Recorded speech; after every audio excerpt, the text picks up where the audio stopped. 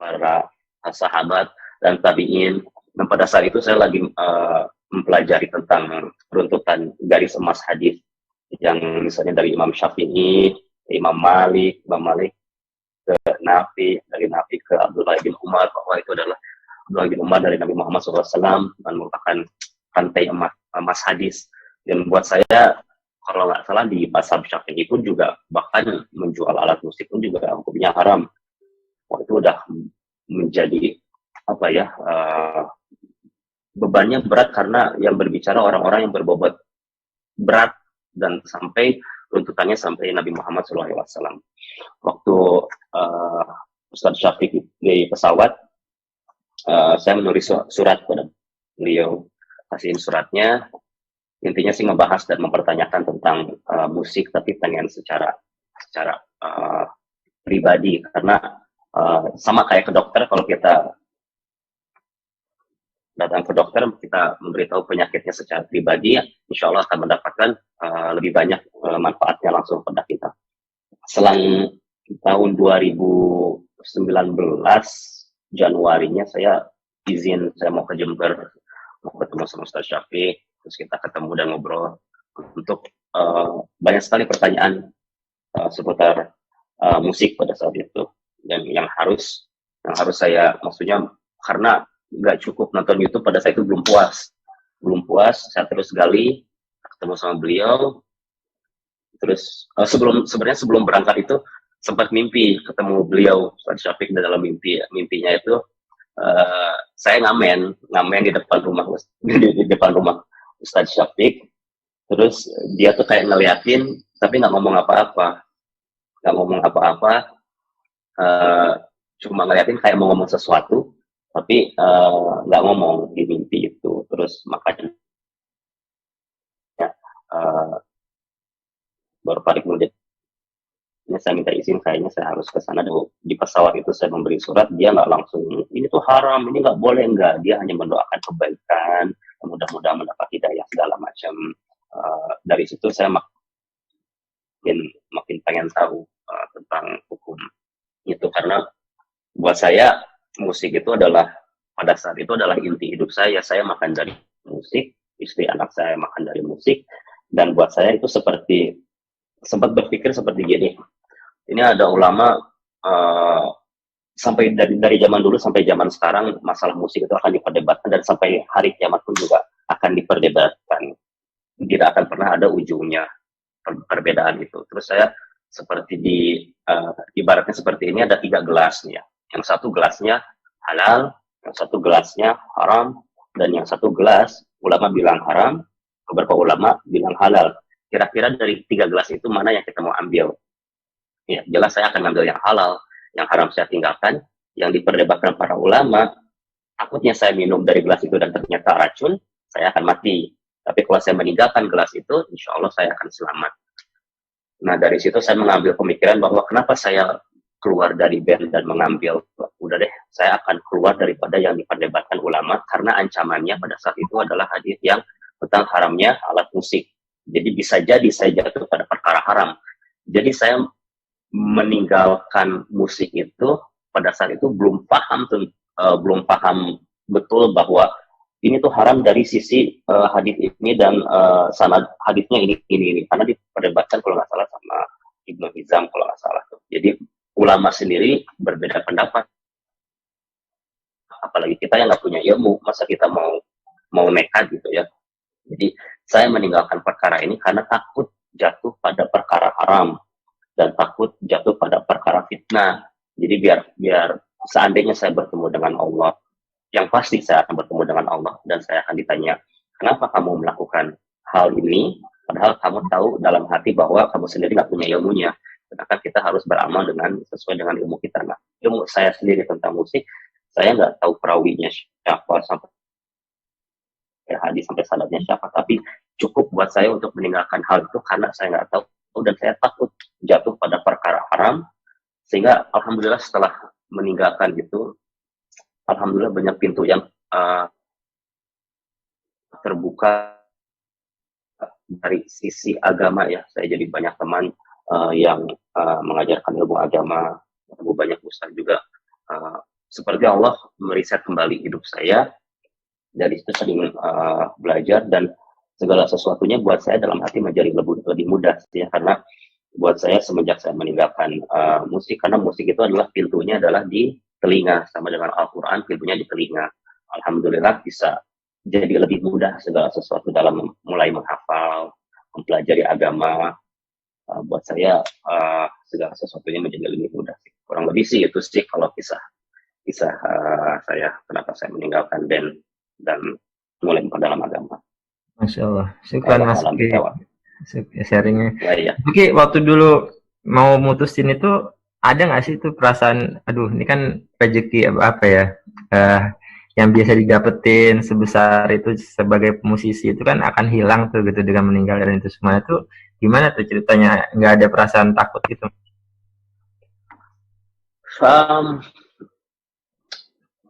Hal yang paling pertama ditakutin oleh manusia itu ketika dia mau hijrah itu adalah pasti dia akan digoda tentang hartanya. Dan Allah mengatakan dalam Al-Quran bahwa manusia itu akan diuji dengan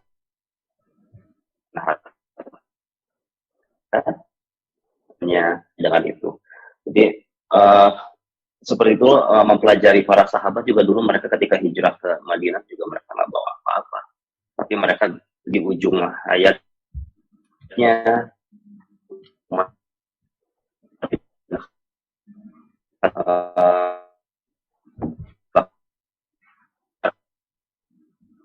di semua pada di ujungnya orang pemilu bupati mulai hatinya sampai keluar itu kan butuh waktu sampai 3 tahun itu sampai mempelajari agama tentunya, yang bikin makin belajar makin risih. Jadi waktu mau keluarnya udah nggak kepikiran lagi nanti akan kehilangan harta segala macam, karena harta itu akan hilang kalau kita di dalam band, atau kalau kita di dalam band, atau kalau kita nggak di dalam band, harta itu akan hilang dengan ya kadar Allah. Kalau Allah berkeinginan, kalaupun kita di dalam band pun juga akan hilang. Gitu. Jadi udah bukan mikir lagi harta. Bahkan sempat ada teman saya, nanti aja sebelum hijrah tuh kita harus mengumpulkan dulu ini apa. Jadi kita settle, kita sebelum hijrah tuh harusnya ngumpulin dulu harta, terus nanti punya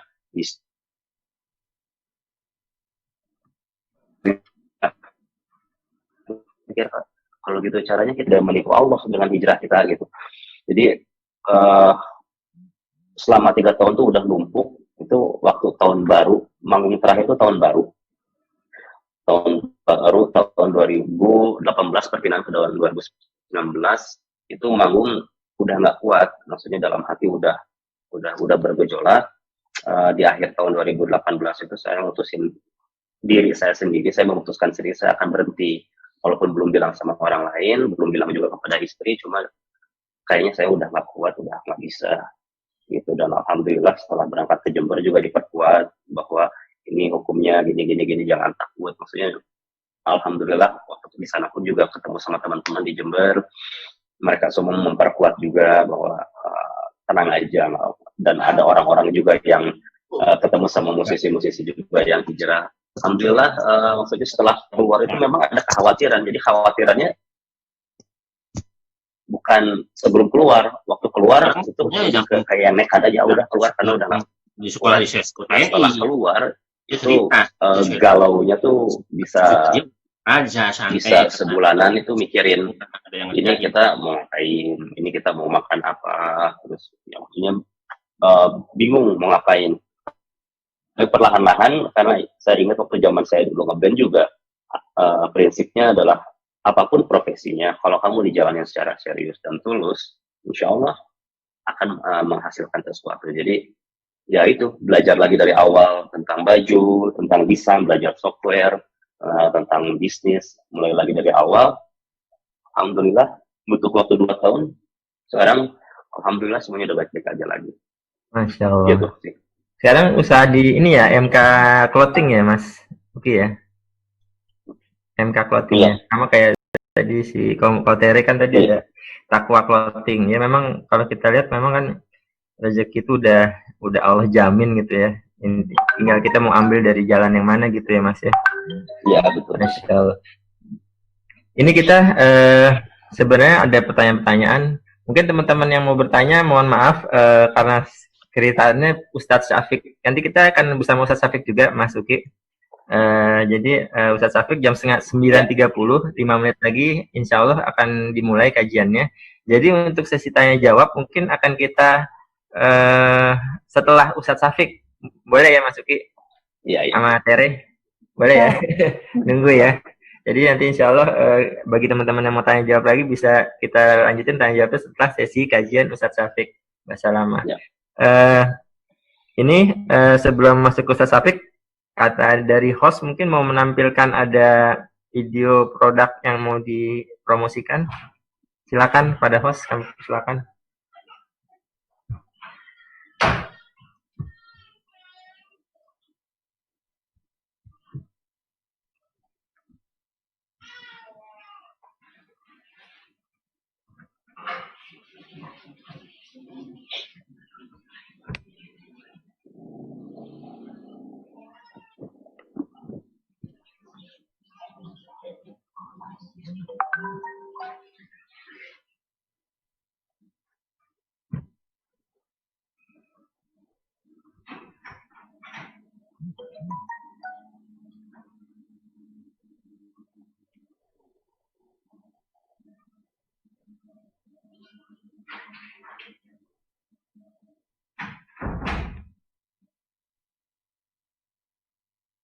Oke, itu tadi MK Clothing ya, Masya Allah. Jadi mungkin nanti juga Takwa Clothing, Tere bisa sharing juga videonya biar kita bisa sharing ke teman-teman. Insya Allah. Apa namanya? Sebentar lagi, kena berapa menit lagi, Ustadz Syafiq akan mengisi kajian kita. Mungkin kepada Mas Uki, Mbak Tere, mohon kesediaannya. Kalau masih ada waktu kan Mas untuk nunggu ya? Atau gimana? Iya, harus dong. Harus ya, insya Allah. Siap. Jadi setelah kajian Ustadz Syafiq, insya Allah kita akan buka sesi tanya jawab lagi karena Ustadz Syafiq sudah bersama kita. Mungkin sebelum Ustadz Syafiq mulai, saya serahkan kepada MC kondang kita, Mas Doni. Mas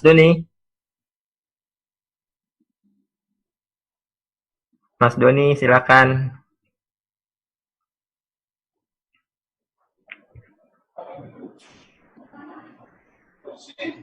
Mas Don, kelihatannya.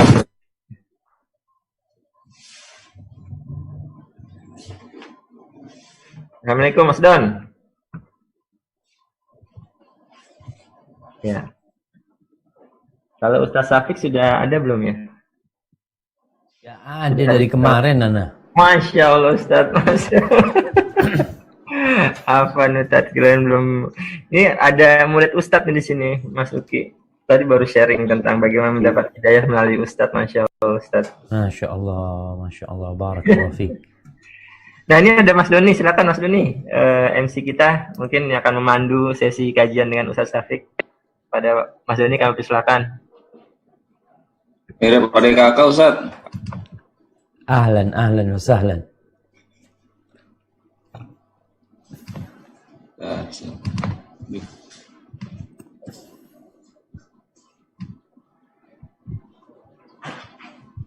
Mungkin sambil siap-siap Ustadz ya. Tadi saya pikir Mas Uki ini masih adik kakak nih mau Ustadz. Masya Allah, kita kan adik kakak, cuma beda rahim. Ustadz.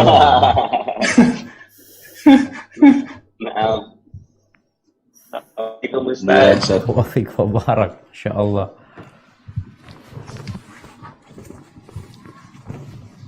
Alhamdulillah, Assalamualaikum warahmatullahi wabarakatuh, Ustadz Syafiq. Waalaikumsalam warahmatullahi wabarakatuh. Jazakallah khairan. Alhamdulillah ini mungkin kedua kalinya Ustadz ya di Majelis Ilmu Giroh 70. Jadi kalau boleh saya ulang, ini teman-teman adalah teman-teman yang berkumpul dalam satu majelis ilmu lintas angkatan SMA 70. Tapi insya Allah ini manfaatnya bisa dirasakan oleh semua pihak yang memang sedang mencari ilmu tentang Islam Ustaz. Jadi kita publish ke umum. Nah, insya Allah dan alhamdulillah juga di pertemuan pertama kemarin mungkin itu sudah ada 500 jamaah yang masuk. Mustafa kayaknya. Ini sekarang kita posisinya di 310, insya Allah masih ada 189 seat lagi yang kosong ya. Silakan Bapak Ibu Bukan baru bisa salah share masukin nanti. dengan kita ke grup-grup WA grup yang lain sebanyak-banyaknya, insya Allah jadi manfaat buat kita semua. Mungkin waktu dan tempat kami persilakan Ustadz untuk memberikan pencerahan pada kita semua. Udah. Silakan Ustadz. Assalamualaikum warahmatullahi wabarakatuh. Alhamdulillah. Wassalatu wassalamu ala Rasulillah wa ala alihi wa ashabihi wa man wala. Segala puji bagi Allah. Salat dan salam semoga tercurahkan untuk utusan Allah, baginda Nabi kita Muhammad alaihi salatu wassalam, keluarga beliau, istri-istri beliau, putra-putri beliau, dan untuk seluruh sahabat Nabi. Semoga Allah meridhoin kita bersama mereka. Amma ba'd. Ahibati fillah, para jamaah, bapak, ibu, yang tua, yang muda, yang kita berharap semua berada dalam karunia ilahi dan rahmatnya. Kita mungkin tadi udah menyimak perjalanan hijrah, perjalanan meraih hidayah dari seorang hamba yang bernama Muhammad Kautsar. Semoga Allah menetapkannya di atas hidayah ini sehingga ajal menyebutnya. Ahibbat fillah, hijrah adalah ibadah yang tidak terputus. Sehingga nggak ada istilah, aku udah nggak hijrah lagi. Udah bener. Hijrah ini ibadah yang akan terus dilakukan oleh seorang muslim sampai matahari terbit dari arah barat. Hijrah itu tidak kenal ruang, tidak kenal masa. Hijrah merupakan kewajiban setiap muslim, tanpa kenal suku, etnis, dan bangsa. Hijrah adalah meninggalkan yang dilarang oleh Allah Subhanahu wa taala. Al-muhajir, kata Nabi alaihi salatu wassalam, yang disebut orang yang hijrah adalah orang man hajara ma nahallahu anhu. Engkau akan disebut hijrah ketika kau meninggalkan yang dilarang oleh Allah Subhanahu wa taala. Al-muhajir man hajar su.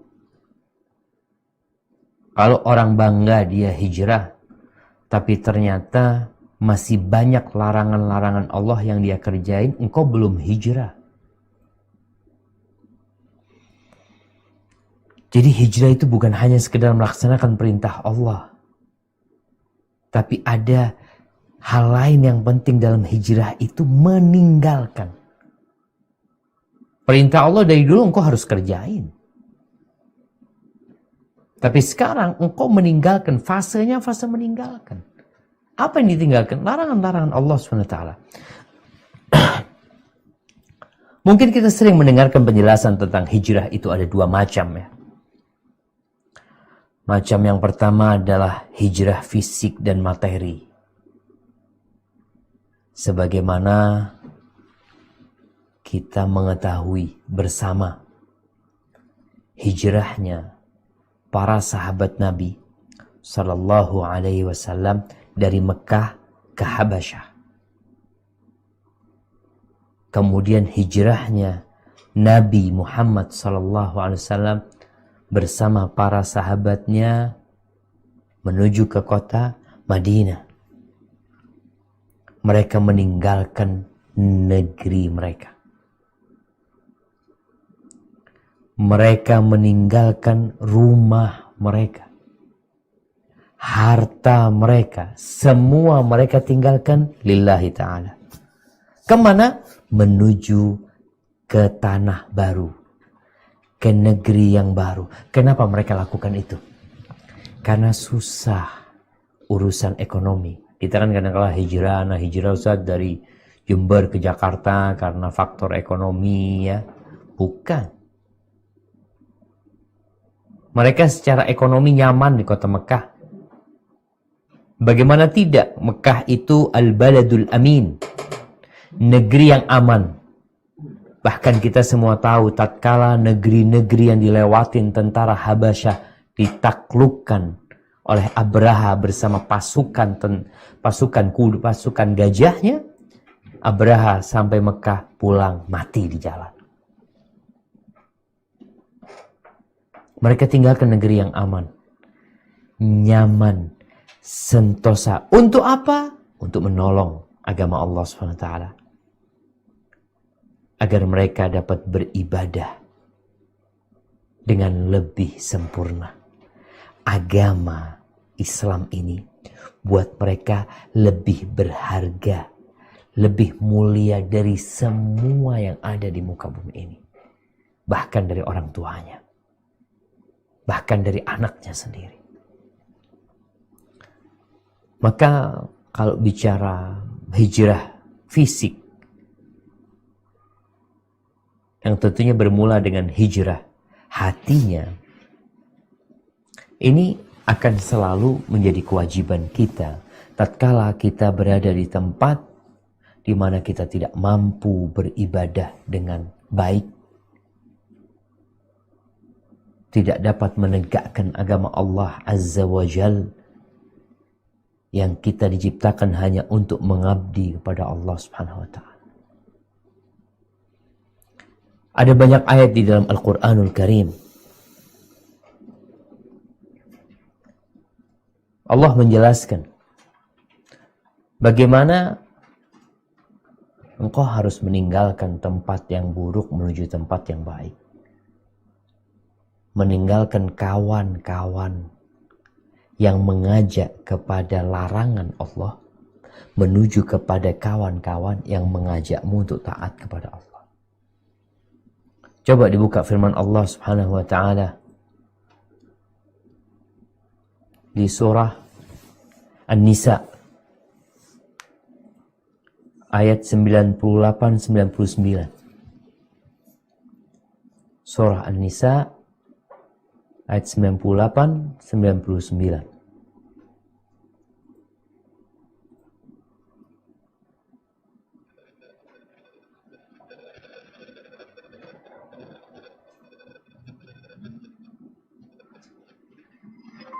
A'udzu billahi minasy syaithanir rajim. Mungkin dibaca di ayat 97-nya. Bismillahirrahmanirrahim. Innal ladzina tawaffahumul malaikatu zalimi anfusihim qalu fima kuntum قالوا كنا مستضعفين في الأرض قالوا ألم تكن أرض الله واسعة فتهاجروا فيها فأولئك مأواهم جهنم وساءت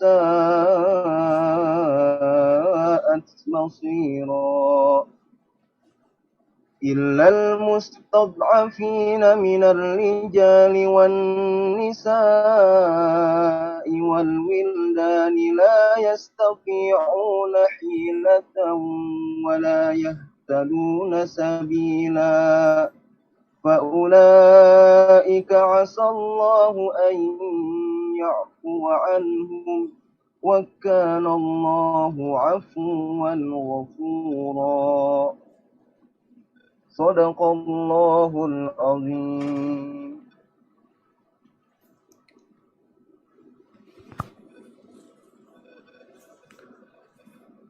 Nah, tafadhol dibaca artinya.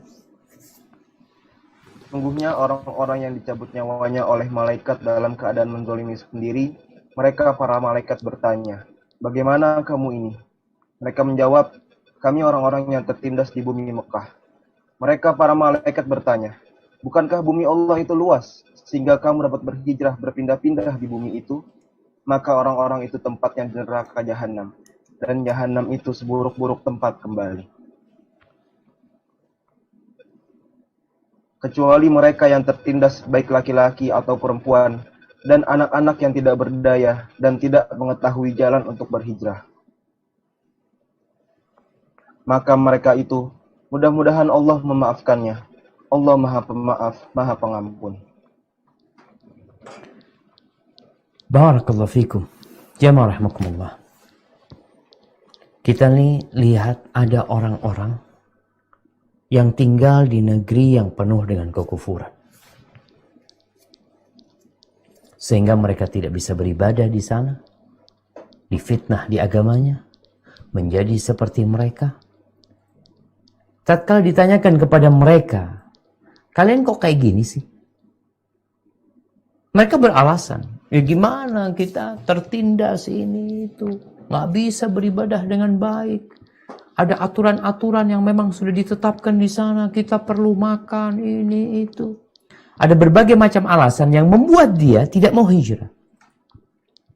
Maka Allah katakan bumi Allah ini luas. Luas. Engkau tinggal pindah-pindah, pilih kemana engkau mau pergi.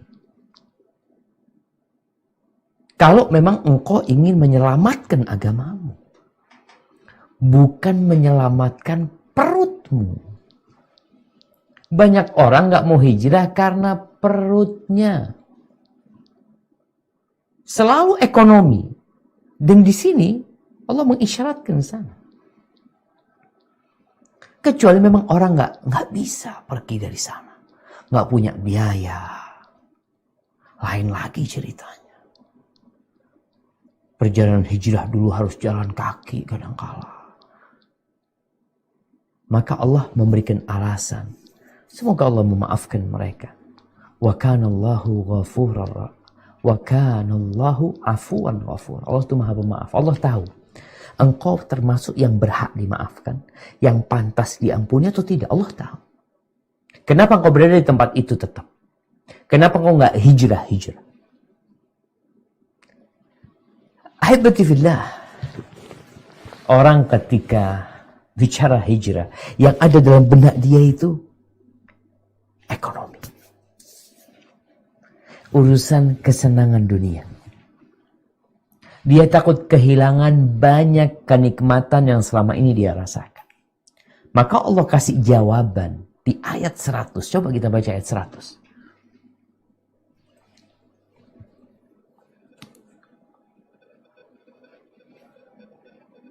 A'udzu billahi minasy syaithanir rajim. Bismillahirrahmanirrahim. ومن يهاجر في سبيل الله يجد في الأرض مراغما كثيرا وسعة ومن يخرج من بيته مهاجرا إلى الله ورسوله ثم يدركه الموت فقد وقع أجره على الله وَكَانَ اللَّهُ غَفُورًا رَحِيمًا. Shadaqallahul azim. Dan barang siapa berhijrah di jalan Allah, niscaya mereka akan mendapatkan bumi ini tempat hijrah yang luas dan rezeki yang banyak. Barang siapa keluar dari rumahnya dengan maksud berhijrah karena Allah dan Rasul-Nya, kemudian kematian menimpanya sebelum sampai ke tempat yang dituju, maka sungguh pahalanya telah ditetapkan di sisi Allah. Dan Allah Maha Pengampun, Maha Penyayang. Barakallahu fikum. Nih, engkau bicara ekonomi, urusan dunia, gimana kita hijrah. Nggak mungkin kalau kita tidak melakukan ini dan itu nggak bakal bisa hidup. Kata siapa? Itu karena engkau kurang percaya sama Allah SWT. Ketakutan, kekhawatiran, ketidakpastian, itu membuat hamba bingung kalau tidak beriman. Kalau beriman, Allah udah sebutin. Yajid fil ardi muraghaman katsira wa sa'ah. Engkau akan dapatkan tempat yang luas, ada banyak pilihan, dan ada keluasan rizki buat engkau. Allah janji. Lalu engkau nggak percaya. Engkau masih ketakutan. Iya kalau dapat pekerjaan. Kalau nggak dapat, makan apa? Anak punya anak, istri anak. Antum bayangin nggak ketika para sahabat meninggalkan Mekah? Mereka mau makan apa nantinya?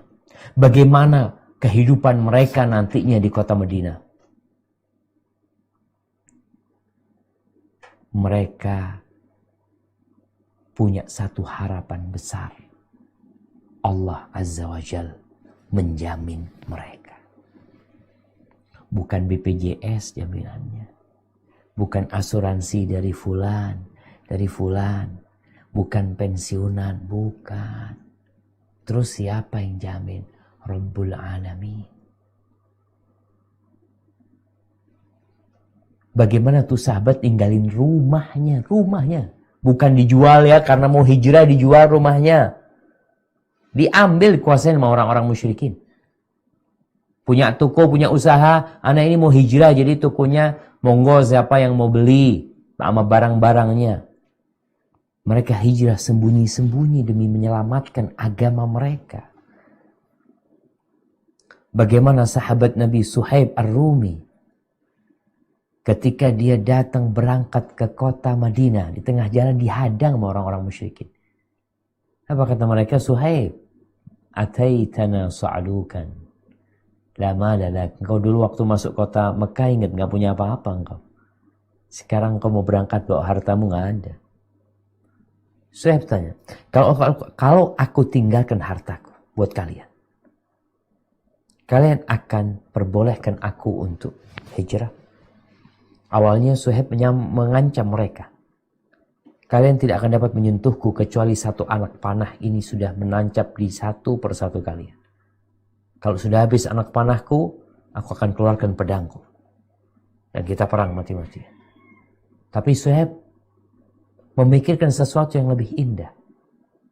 Untuk berjumpa dengan Rasul SAW. Untuk menegakkan agama Allah di sana. Suhaib menawarkan kepada mereka, kalau aku kasih tahu kalian di mana hartaku, kalian akan biarkan aku ke Madinah? Kata mereka, iya. Kasih tahu sama Suhaib, uangku di sini, kalian ambil. Allah berfirman di surat Al-Baqarah ayat 207. Coba dibaca. Di surah Al-Baqarah ayat 207. أعوذ بالله من الشيطان الرجيم بسم الله الرحمن الرحيم ومن الناس من يشري نفسه ابتغاء مرضات الله والله رؤوف بالعباد Sadaqallahul azim. Dan di antara manusia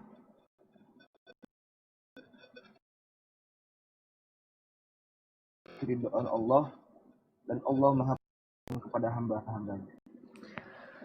Lihat jemaah, dia mengorbankan dirinya untuk mencari keridhaan Allah. Nggak ada urusan sama harta dia sama dunia ini. Yang penting Allah ridho sama dia. Kalau kita enggak, kebanyakan kita selalu, bukan kita selalu ya, adalah sebagian orang yang mengorbankan agamanya untuk mendapatkan dunianya. Jadi agama jadi modal usaha untuk mendapatkan dunia buat dia. Kalau ternyata agama membuat rezeki dia jadi seret, ya dia udah nggak usah agama, nggak dipakai tuh agama. Maka berapa banyak manusia yang mengotak-atik hukum agama ini karena bertentangan dengan usaha dia, dengan kerjaan dia. Kenapa? Karena dia makan dari situ. Agamanya yang harus tunduk ikut perut dia. Sebagian manusia seperti itu. Tapi kalau kita lihat bagaimana sahabat Nabi ya, ketika sampai ke kota Madinah, Suhaib Ar-Rumi, nggak ada yang tahu kejadian itu antara dia dengan orang-orang musyrikin. Sampai ke kota Madinah, Nabi SAW mengatakan kepada Suhaib, Rabihal Bay' Aba Yahya, untung besar engkau Aba Yahya dalam perdaganganmu tadi. Dia beli dirinya dengan semua uang yang dia miliki. Yang penting aku bisa beribadah dengan Allah dengan cara yang benar. Itu hijrah fisik, yang tentunya bermula dengan hijrah hati. Yang tadi di awal kita singgung ya, yang merupakan kewajiban setiap muslim, engkau harus meninggalkan larangan Allah. Al-Imam Ibnul Qayyim rahimahullahu ta'ala, beliau membuat sebuah buku kecil ya, tentang hijrah kepada Allah dan kepada Rasulnya, yang dikenal dengan Ar-Risalah At-Tabukiyah atau Zadul Muhajir ila Rabbih, bekal orang yang hijrah menuju Allah. Bekal. Kau perlu bekal. Bukan cuma ikut-ikutan trends. Ketika bicara hijrah, malu-maluin ketika engkau mengatakan hijrah, sedangkan larangan-larangan Allah engkau kerjain. Ada orang yang hijrah, ini tadi, dia hijrah yang dia anggap haram dia tinggalin, yang dia anggap haram. Bukan agama yang menjadi ukuran buat dia. Nih, Al-Imam Ibnul Qayyim menyebutkan tentang hakikat hijrah itu. Hijrah itu mengandung dari menuju. Min wa ila. Dari ini ke sini. Itu namanya hijrah. Kalau dikatakan engkau dari mana? Aku dari sini menuju ke sini. Itu hijrah. Maka dia berhijrah dengan hatinya. Dari mencintai selain Allah menuju ke cinta yang tulus untuk Allah. Yang pertama. Jadi engkau hijrah, yang dahulunya engkau mencintai ini, itu, macam-macam. Sekarang yang ada pada hatimu Allah. Nah, kenapa kalau kita harus cinta Allah? Semua yang ngasih Allah. Semua dari Allah. Kalau ada orang kasih rumah sama kita, kasih mobil sama kita, kasih pekerjaan sama kita, jaminan masa depan sama kita cinta nggak tuh sama orang? Kita akan, ya Allah fulan, Masya Allah fulan, Masya Allah fulan, Masya Allah. Sekarang yang ngasih kita semuanya Allah Azza wa Jalla. Semua fasilitas. Engkau sedang menjabat apa tuh fasilitas dari Allah. Mungkin kau berpikir kursi yang ada, yang anda dudukin ini bikinan orang.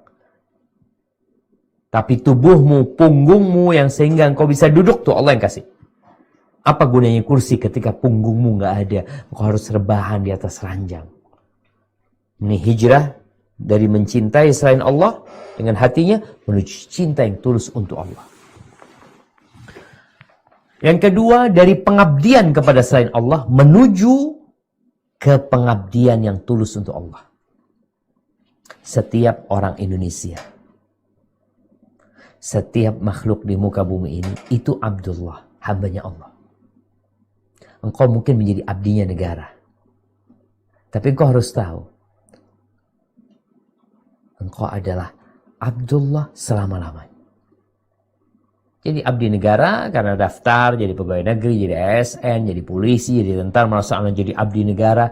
Tapi sebelum dan ketika dan sesudahnya engkau adalah Abdullah. Jadi statusmu itu yang harus diperbaiki. Orang ketika tahu, ana hambanya Allah. Ana sedang hijrah dari penghambaan kepada Tuhan kepada penghambaan kepada Allah SWT. Yang akhirnya antum tidak akan melakukan sesuatu kecuali diridhai Allah SWT.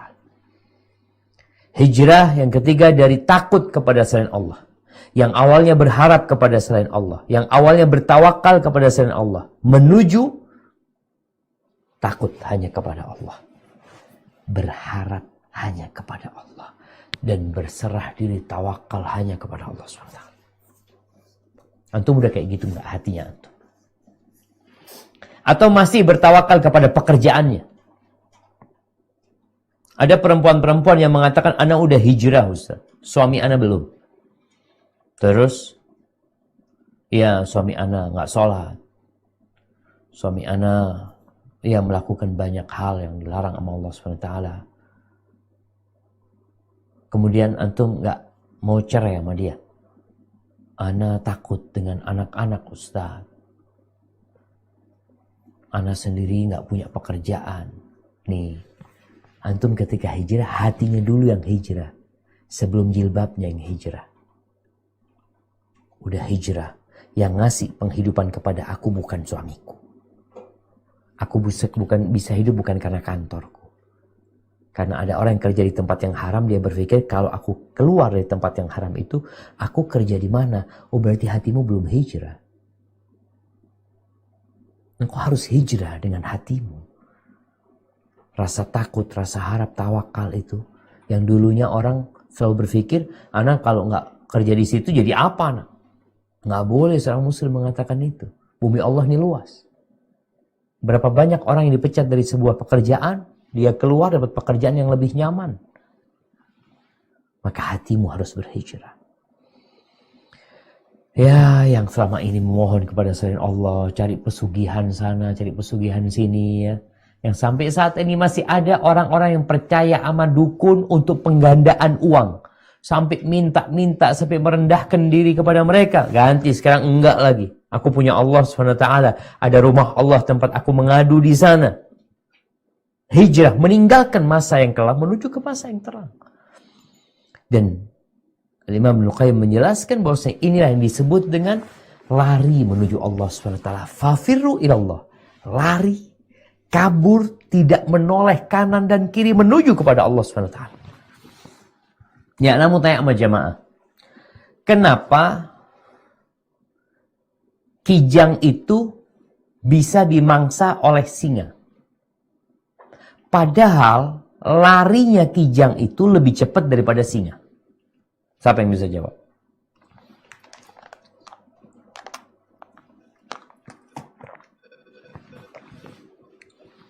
Karena dia noleh mungkin Ustaz. Karena dia menoleh.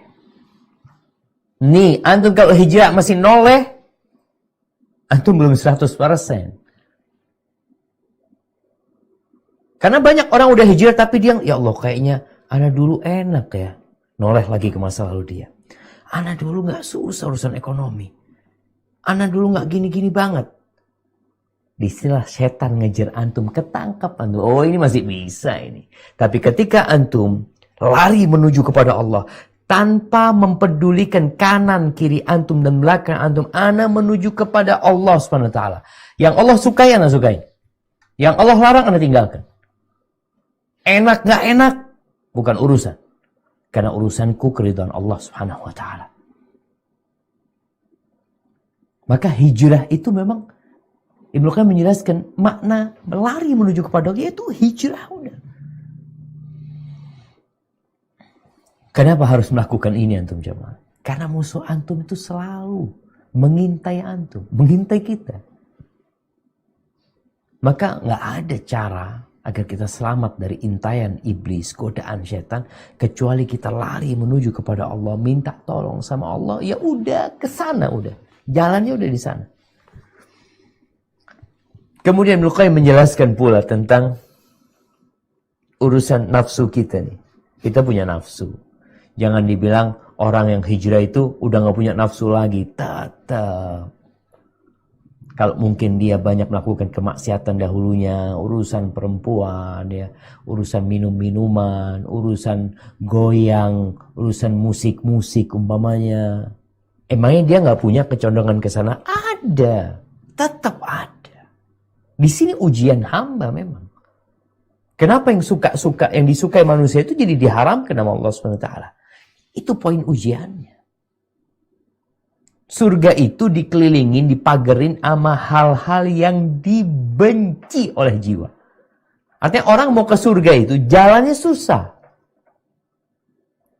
Sehingga orang kadangkala di tengah jalan berhenti.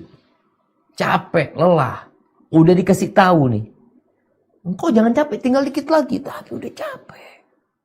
Udah lelah, udah gak kuat. Tapi ada orang yang bertahan. Pernah melihat orang yang gali emas. Sebagian sampai tertimbun. Kenapa dia melakukan itu? Karena dia berharap sesuatu yang besar di sana. Keringat yang mengucur. Resiko besar yang harus dia hadapin tidak terlalu dia pikirkan. Karena di benak dia, di situ ada emas. Ada emas. Kasih tahu sama pemerintah, nggak boleh berbahaya. Tetap dikerjain. Tapi untuk surga Allah kita nggak kayak gitu. Seharusnya lebih dari itu. Maka Imam Ibnu Qayyim menjelaskannya. Kalau nafsu manusia, keinginan, ambisi-ambisi dia, plus ditambah setannya, itu kerjanya ngajakin manusia ini untuk menyelisihi apa yang dicintai dan diridhai Allah SWT. Dan dia diuji tuh dengan 3 hal ini. Dengan nafsu, hawa, ambisi, dan setannya. Terus dipanggilin orang ini. Diajak, dibisikin ya. Agar dia melakukan hal-hal yang tidak diridhai Allah SWT. Panggilan keimanan. Ada pembisik di hati kita, pembisik kepada keburukan, ada pembisik kepada kebaikan. Sedangkan pembisik keimanan ini selalu ngajak untuk berjalan menuju ke tempat yang diridhai Allah SWT. Jadi kalau sudah seperti itu kejadian jiwa kita, tiap hari berarti kita harus hijrah. Mau tidak mau. Nggak akan pernah berhenti itu setan, capek. Aduh capek aku godain fulan, udah nggak kuat. Kayaknya udah nggak bisa, nggak ada. Nggak ada ceritanya orang hijrah nih. Tahu-tahu setannya udah berhenti. Nafsunya udah nggak godain dia lagi. Tetap jemaah. Maka di sini hijrah menjadi satu kewajiban seorang hamba sampai mati. Kalau tadi saudara kita Uki, apakah berhenti godaan setan sama dia ketika dia hijrah? Ana mau tanya, mana Uki masih nyambung nih?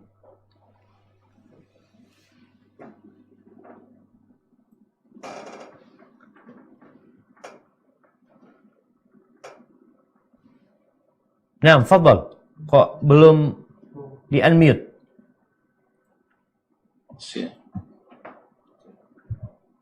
Mas. Ahlan wa sahlan. Gimana ceritanya ini? Apa setannya udah berhenti godain Uki?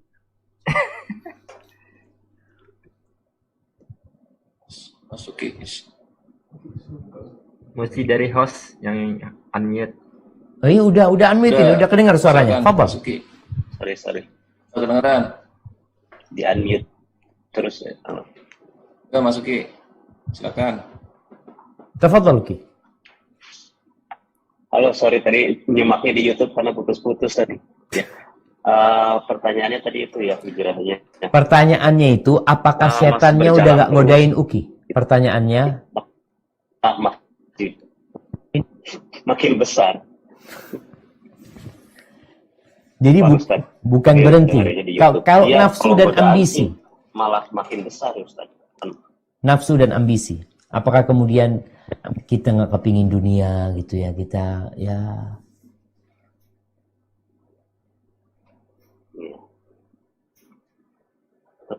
Tetap diganggu kalau dari segi dunia malah makin dibikin seolah-olah kita ini setelah hijrah sekarang kamu di bidang yang halal nih. Ayo kejar terus yang halal, sampai kadang-kadang kita jadi lupa ibadahnya juga. Jadi godaan itu nggak akan pernah berhenti sampai kita benar-benar stop. Dalam arti ya udah kita fokus. Memang kadang-kadang kita kebablasan aja sih intinya. Sekarang kita udah di bidang yang halal, kita mencari dengan niat untuk keluarga, tapi pas dipikir-pikir kok sekarang ibadahnya kemarin jadi berkurang ya. Padahal sebelumnya waktu kita mengerjakan yang haram, ibadahnya malah lebih banyak. Tapi sekarang kita yang di halal, sekarang digodanya dengan itu. Tetap terus cari dunia, karena ada ketakutan bahwa dulu pernah kita nyaman. Sekarang kita merintih dari mulai lagi, dibikin takut, ayo kejar terus biar kayak dulu lagi nyamannya. Tapi pada akhirnya ini kok terus memang digodanya nggak berhenti. Allah Jadi Akbar. memang harus terus kita, kalau saya Ya terus hijrah mengikat diri terus. terus sama Al-Quran sih, memang kalau buat saya itu yang paling penting untuk terus berhijrah. Betul. Barakallahu fikum, barakallahu fikum. Tuh jamaah, artinya nggak ada berhenti hijrah itu. Bukan berarti kalau dulu mungkin oke di dunia musik ini kemudian hijrah, kemudian udah berhenti di situ aja. Enggak, tetap harus hijrah, meninggalkan yang dilarang Allah Subhanahu wa taala. Meninggalkan bisikan-bisikan setan.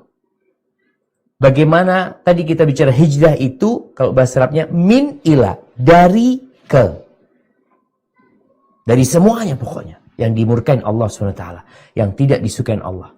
Dari yang awalnya sibuk ngurusin dunia, ya tetap kita cari dunia, tapi menuju kepada keridhaan Allah SWT. Kadang-kadang tadi godaan yang disampaikan oleh saudara Uki, bagaimana dibisikin terus supaya kok kayak dulu lagi gitu loh.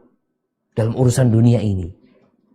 Kalau bicara kita ingin ekonomi yang lebih baik, boleh-boleh aja. Tapi jangan sampai nilai hijrahnya yang dulu, ibadah-ibadah yang biasa dilakukan, malah nggak dikerjain karena ngejar dunianya.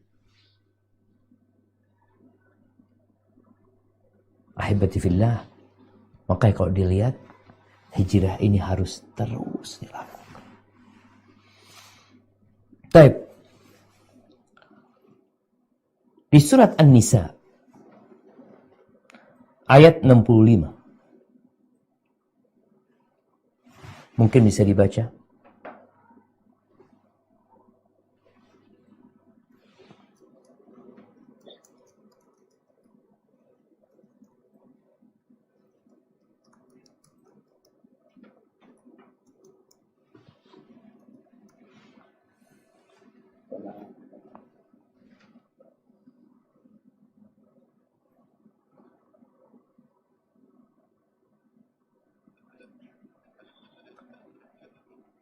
أعوذ بالله من الشيطان الرجيم بسم الله الرحمن الرحيم فلا وربك لا يؤمنون حتى يحكموك فيما شجر بينهم ثم لا يجدوا في أنفسهم حرجا مما قضيت ويسلموا تسليما صدق الله العظيم. Maka demi Tuhanmu mereka tidak beriman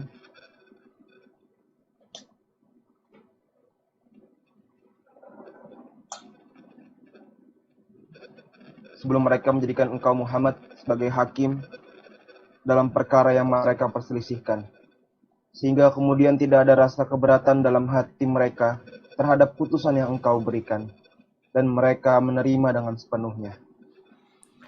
Subhanallah jemaah. Nih, kita ini masih punya nafsu, kadang-kadang kita condong kepada keinginan-keinginan kita. Ada banyak hal-hal yang diperselisihkan, yang diperdebatkan. Terus siapa yang menengahi Ustadz ketika semua merasa benar, merasa baik? Allah udah sebutkan. Mereka nggak beriman sampai menjadikan Nabi SAW hakim atas perkara yang mereka perselisih. Bukan hanya itu. Allah sebutkan. Kemudian mereka tidak merasa keberatan dengan hukum tersebut. Sama sekali. Bahkan mereka menerima dengan sepenuhnya. Jadi kalau bicara hijrah ya mau nggak mau antum harus terima kayak gini agamanya. Bukan antum berhak memilih mana yang antum sukai dan mana yang tidak antum sukai.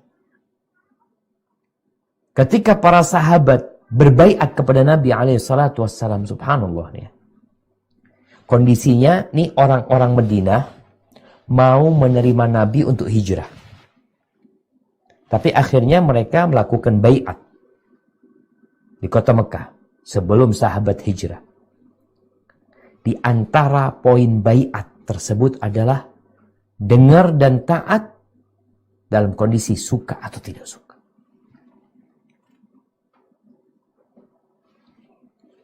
Mengeluarkan nafkah, bersedekah, membantu dalam kondisi sulit atau lapang.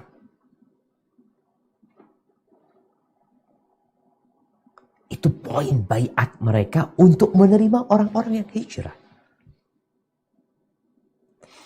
Ahibati fillah, maka yang belum hijrah segera hijrah. Yang sedang hijrah terus jaga hijrahnya.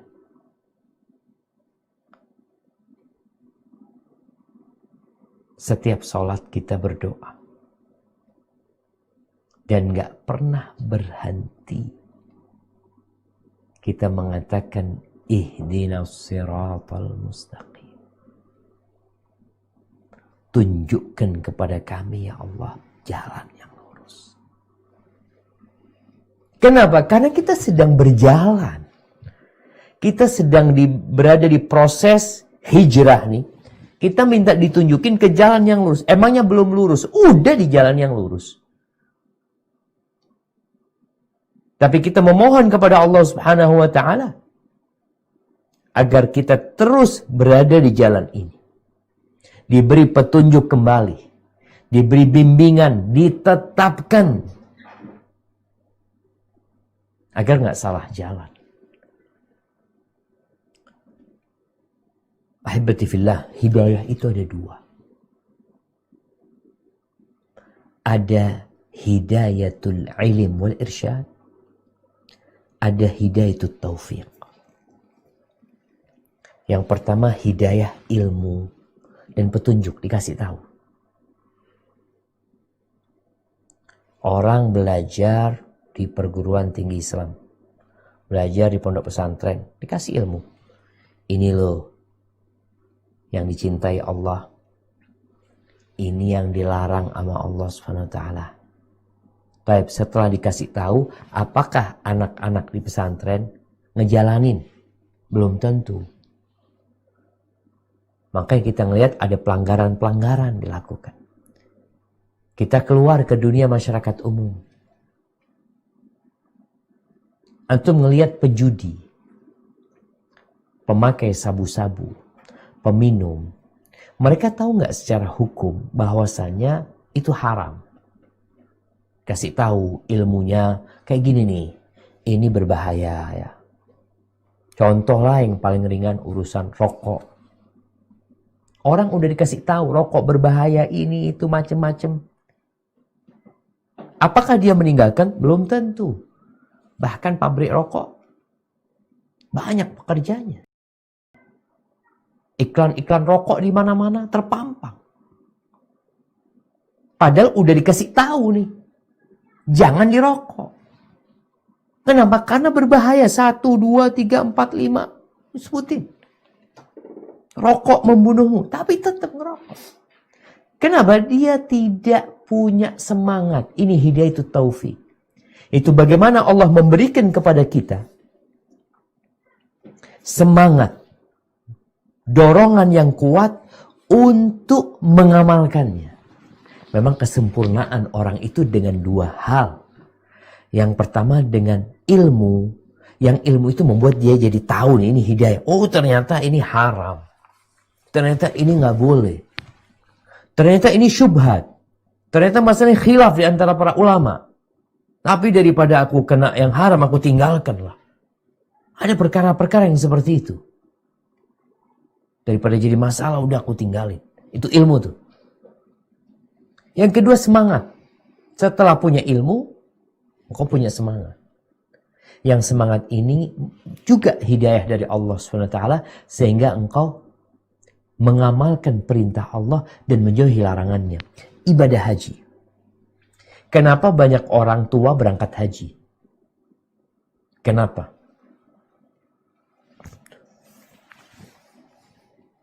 Nah, orang udah sepuh-sepuh pada daftar haji. Padahal dia kaya raya sejak dulu gitu loh. Mendekati aja. Kenapa? Kita mulai mendekati aja loh. Ketika mendekatin aja. Karena kadangkala dia belum dapat hidayah itu taufik. Ada istilah orang-orang belum dapat panggilan. Ustaz, gimana udah dipanggil? Bismillah. Udah dipanggil sama Allah ribuan tahun yang lalu. Ketika Nabi Ibrahim diperintahkan untuk mengundang orang-orang berangkat haji. Engkau udah dipanggil. Engkau udah tahu hukumnya. Yang mampu berangkat haji. Engkau mampu berangkat ke Singapura. Engkau mampu jalan-jalan ke Australia. Engkau mampu berangkat ke Eropa. Kemana-mana. Ketika dikatakan, kau nggak berangkat haji. Kau nggak berangkat umroh. Belum dapat hidayah, Ustaz. Kalau yang dimaksud hidayatul irsyad wal ilm, engkau udah tahu hukumnya. Cuma engkau nggak punya semangat. Makanya seorang muslim minta sama Allah Subhanahu wa ta'ala. Minta. Agar kita dikasih ilmu yang bermanfaat, kemudian kita dapat mengamalkan. Di antara doa yang Nabi ajarkan. Ini untuk menjaga hidayah tadi. Agar ketika kita hijrah, kita tetap bisa bersemangat dan terjaga dari godaan-godaan. Nabi SAW mengajarkan kepada Shaddad ibn Aus, sahabat Nabi. Beliau mengatakan, ya Shaddad ibn Aus, idza ra'aitan nas, kalau engkau melihat, wahai Shaddad, orang-orang itu berlomba-lomba menimbun harta. Engkau ngelihat sekarang kalau kita memandang kanan kiri kita, depan belakang kita, Masya Allah, gak perlu keluar rumah.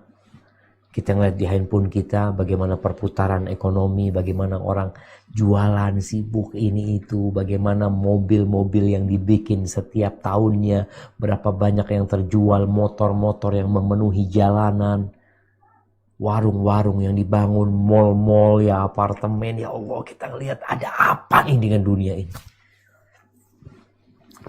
Nabi menyampaikan kepada Shaddad bin Aus 1400 tahun yang lalu, wahai Shaddad, kalau engkau melihat orang-orang udah sibuk menimbun harta, ngumpulin nih, nggak ada puasnya. Punya satu apartemen ingin 2, punya 2 ingin 3, punya 3 ingin 4, punya 4 ingin pulau. Maka fajma' anta haula'il kalimat. Hendaklah engkau mengumpulkan kalimat-kalimat ini. Kasih amalan sama Nabi SAW. Apa amalannya? Allahumma inni as'aluka tsabata fil amr wal azimata 'ala rusyd. Ya Allah, aku minta kepadamu keteguhan, kekokohan di atas urusan agama ini, ya Allah. Tetap kokoh. Tetap tegar walaupun godaan semakin dahsyat. Karena semua umat punya fitnah, dan fitnah umatnya Nabi SAW adalah harta. Wal azimat al rusyd, dan aku minta semangat yang kokoh di atas petunjuk, di atas kebenaran. Karena ada orang-orang yang semangat tapi salah. Semangat dia Masya Allah untuk membela agama, tapi jalannya salah. Enggak. Kita minta semangat tapi di atas petunjuk. Wa as'aluka mujibati rahmatik, dan aku memohon kepadamu perkara-perkara yang mendatangkan rahmatmu. Wa azaima maghfiratik, dan hal-hal yang menyebabkan engkau mengampuni kami, ya Allah.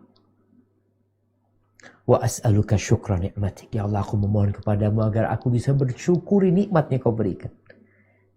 Mensyukuri nikmat Allah itu penting, khususnya buat teman-teman yang hijrah.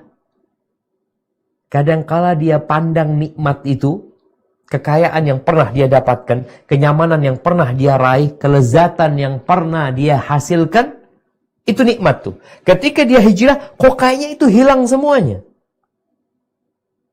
Sehingga membuatmu tidak bersyukur kepada Allah SWT. Padahal ada nikmat agung yang Allah berikan kepadamu.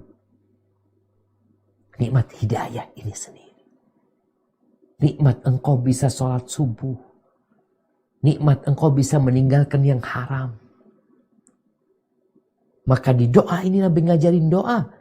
Wa as'aluka syukra nikmati. Aku memohon kepadamu agar aku bisa mensyukuri nikmat yang kau berikan ya Allah. Wa husna ibadatik, dan beribadah yang baik, bukan asal ibadah. Hijrah itu nggak asal-asalan. Kita udah bicarakan, hijrah itu dari ke. Dari yang ibadahnya biasa-biasa menuju ke ibadahnya yang lebih maksimal. Itu hijrah.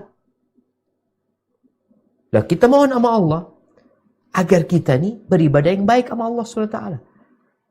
Ikhlas sesuai dengan aturan. Wa as'aluka qalban saliman. Dan aku memohon kepadamu hati yang selamat nih. Urusan dunia ini kadang-kala membuat hati kita kotor.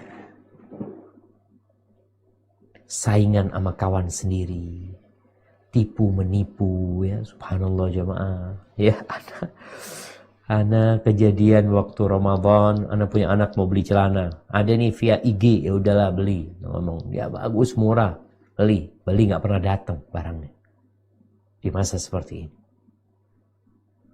Kemarin beli lagi, ini ada barang gini sohib, ya beli, ternyata yang dikirim palsu. Ada orang-orang yang hatinya nggak selamat untuk mendapatkan dunia, dia lakukan segala-galanya. Dan ini fitnah. Maka kita minta dikasih hati yang selamat ya Allah, bersih dari kesyirikan, dari iri, dengki, macam-macam ya Allah, mau menuju kepadamu kami ya Allah. Karena pada hari kiamat, kata Allah Azza wa Jal, yauma la yanfa'u malu wala banun illa man atallaha biqalbin salim. Pada hari itu, harta nggak berguna. Kau mau punya berapa triliun, nggak berguna. Anak laki-laki nggak berguna. Terus apa yang berguna pada waktu itu? Illa man atallaha biqalbin salim. Kecuali mereka yang datang menjumpai Allah dengan hati yang selamat. Sekarang saatnya minta hati yang selamat. Walisanan sadiqan, minta lisan yang jujur. Lisan yang jujur. Allahumma rzuqna qalban saliman wa lisanan sadiqan. Wa as'aluka min khairi ma ta'lam, dan aku memohon kepadamu dari semua kebaikan yang kau ketahui. Apa aja yang baik, aku minta ya Allah. Nih.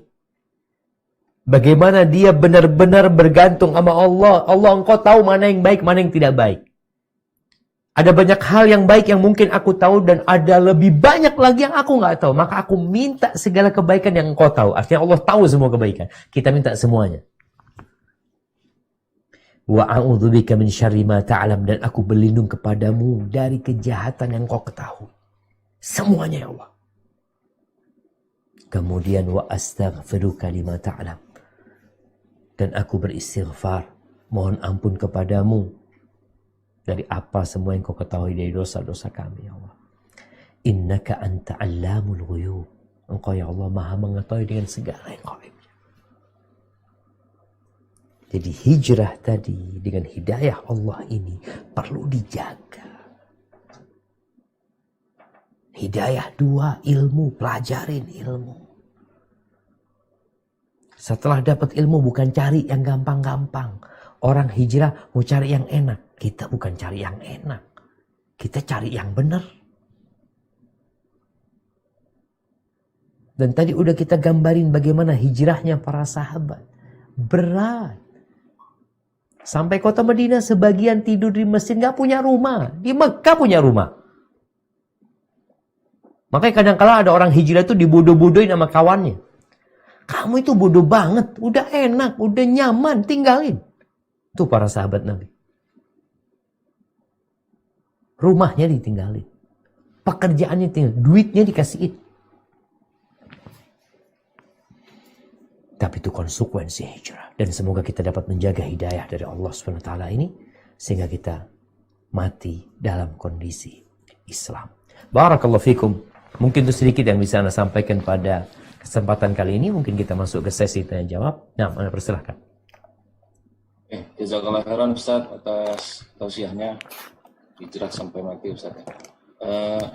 Sebelumnya mungkin saya juga ucapkan terima kasih jazakallah khairan untuk Mas Risaldi ya, tadi yang membacakan ayat tadi Risaldi Ustaz. Barakallahu fikum. mohon bisa didoakan juga semoga beliau ini sukses dunia akhirat. Sekarang masih kelas 3 SMA 70. Oh, Masya Allah, Masya Allah. Kayaknya generasi sekarang yang bisa ngaji ya, yang dulu pada nggak bisa ngaji. Nah, itu dia Ustaz.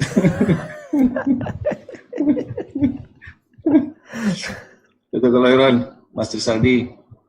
Semoga sukses ya dunia akhirat. Oke, Ustaz, ini ada 35 pertanyaan Ustaz. Saya mulai dari yang pertama Ustaz ya. Bagi Ikhwan Akhwat, Bapak Ibu silakan di unmute dulu ya. Lalu silakan ketik di chat. Saya mulai dari pertanyaan pertama.